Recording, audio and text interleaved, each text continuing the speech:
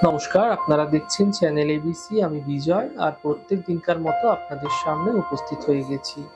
আজ আমি আপনাদের সঙ্গে এখন আলোচনা করব বিনা রত্নে রাহুর অশুভ প্রভাব থেকে বাঁচতে আপনারা কি এমন সহজ পন্থা অবলম্বন করবেন, যার মাধ্যম দিয়ে রাহুর অশুভ প্রভাব থেকে আপনারা সহজেই রেহাই পেতে পারেন। এখন প্রথমেই বলবো, প্রত্যেক শনিবার লোহার কোনো জিনিস, তা ছোটই হোক, তা দান করার চেষ্টা করুন।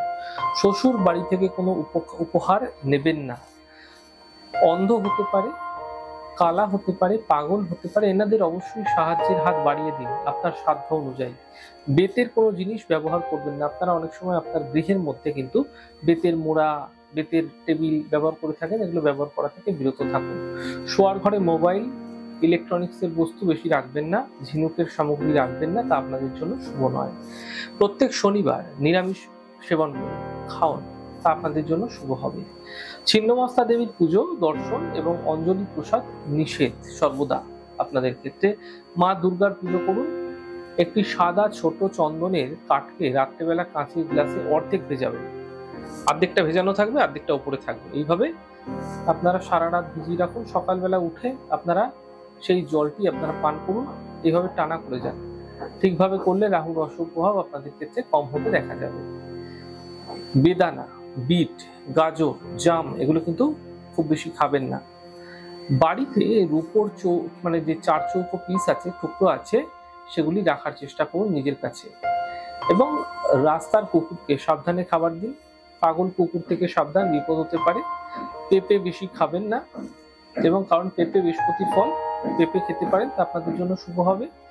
নিজের মাতৃদেবীকে রূপোর গয়না দেওয়ার চেষ্টা করুন, অর্থাৎ নিজের মাকে রূপোর কোনো গয়না, তা ছোটই হোক, অবশ্যই দিন। জলস্রোতে নারকেল ভাসিয়ে দিন। যে কোনো শনিবার করতে পারেন প্রক্রিয়াটি। ইলেকট্রিক্যাল বা ইলেকট্রনিক জিনিস উপহারে হিসাবে কাউর থেকে নেওয়া না নয় আপনাদের জন্য শুভ হবে। সোনার একটি সরুই হোক কিন্তু হার বা লকেট আপনারা গলায় ধারণ করুন, তা শুভ হবে। পরপর 8টি সপ্তাহ গরিবদেরকে কালো বস্ত্র দান করুন নিঃস্বার্থভাবে। মনে অহংকার আনবেন না। বসে বা মানে যেখানে আপনার শোবার সময়, যখন বসছেন বা শুচ্ছেন, সেই সময় বাড়িতে পা রেখে পাটা দোলাবেন না। অনেকেই পাটা কিন্তু দোলাতে থাকে, এতে রাহু মহারাজ কিন্তু চরম অশুভ ফল দ্রুত দিয়ে থাকে। সূর্যাস্তের সময় সূর্য দেখবেন না, ছবি তুলবেন না, ছবি বাড়িতে রাখবেন না, এতে রাহু মহারাজের অশুভ প্রভাব আপনার জীবনে পড়ে থাকে। শনিবার কালো বস্ত্র পরিধান করা আপনাদের ক্ষেত্রে একেবারেই উচিত নয়। প্রত্যহ সূর্য প্রণাম করুন এবং সূর্য মন্ত্র জপ করতে থাকুন। অমাবস্যা, পূর্ণিমা এবং প্রতি শনিবারে ক্ষৌর কার্য, অর্থাৎ দাড়ি টাড়ি, চুল টুল এগুলো কাটবেন না, ঋণ করবেন। যাদের রাহু খারাপ, পুরুষরা ডান হাতে মানে ডান দিকে কাত হয়ে, এবং মহিলারা বাম দিকে কাত হয়ে শোবেন না। আপনারা কিন্তু সাধারণভাবে সবসময়ের জন্য মহিলাদের ডান দিকে এবং পুরুষদের কিন্তু বাম দিকে কাত হয়ে শোয়া শুভ বলে মনে করা হয়। দেখুন, লগ্ন ভাব, পঞ্চম ভাব, সপ্তম ভাব বা নবম ভাবে যদি রাহু থাকছে, তাহলে প্রেম ঘটিত বিষয়ে জড়িয়ে পড়বেন না। প্রেম করে বিবাহ শুভ হবে না। রাহু মহারাজ চরম অশুভ ফল আপনার জীবনে দিতে পারে। রাহুর সংখ্যা হলো 4। যে কোনো গুরুত্বপূর্ণ, ধরুন ব্যাংকের অ্যাকাউন্টের নাম্বার, ফোন নাম্বার, গাড়ির নাম্বার, আইডি নাম্বার, সমস্ত কিছুতে এই নাম্বারটি টোটাল যদি এক সংখ্যায় হয়ে গিয়ে 4 নাম্বারটি আসে, তা বর্জন করার চেষ্টা করুন। 4, 13, 22, 31 এই যে তারিখগুলি, এগুলি রাহুর আন্ডারে থাকে। এই তারিখে কোনো রকম কাজকর্ম আপনারা করবেন না, যা আপনাদের ক্ষেত্রে বিশেষ, শৈশাবুত এই ধরনের কোনো কাজ। রাহুর নক্ষত্র যেমন আদ্রা, সাথী, শতবিশা, এই দিন কিন্তু স্ত্রী সঙ্গ নিষিদ্ধ আপনাদের ক্ষেত্রে। যাদের জন্মছকে শুক্রের সঙ্গে মঙ্গলের যোগ আছে, তারা অবৈধ শারীরিক সম্পর্ক এড়িয়ে চলুন। গোমেদ ধারণ করবেন না ভুল করেও।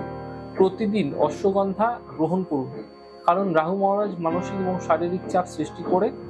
অপরদিকে অশ্বগন্ধা কিন্তু উৎকণ্ঠাজনিত মানসিক চাপ থেকে বেশ কিছুটা রক্ষা করতে পারে। তাই অশ্বগন্ধা আপনারা মাঝে মাঝে সেবন করতে পারেন, তা আপনাদের জন্য শুভ হবে। তাহলে আজ আমি আপনাদের সঙ্গে এখন আলোচনা করলাম রাহুর অশুভ প্রভাব থেকে বাঁচতে রত্ন ছাড়াই আপনারা কি এমন সহজ পন্থা অবলম্বন করবেন, যার মাধ্যম দিয়ে আপনারা রাহুর অশুভ প্রভাব থেকে সহজেই বেরিয়ে আসতে পারবেন।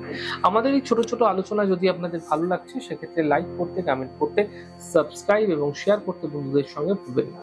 অনেক ভালো, সুন্দর, সুস্থ থাকুন। আগামী পর্বে দেখা হবে। নমস্কার।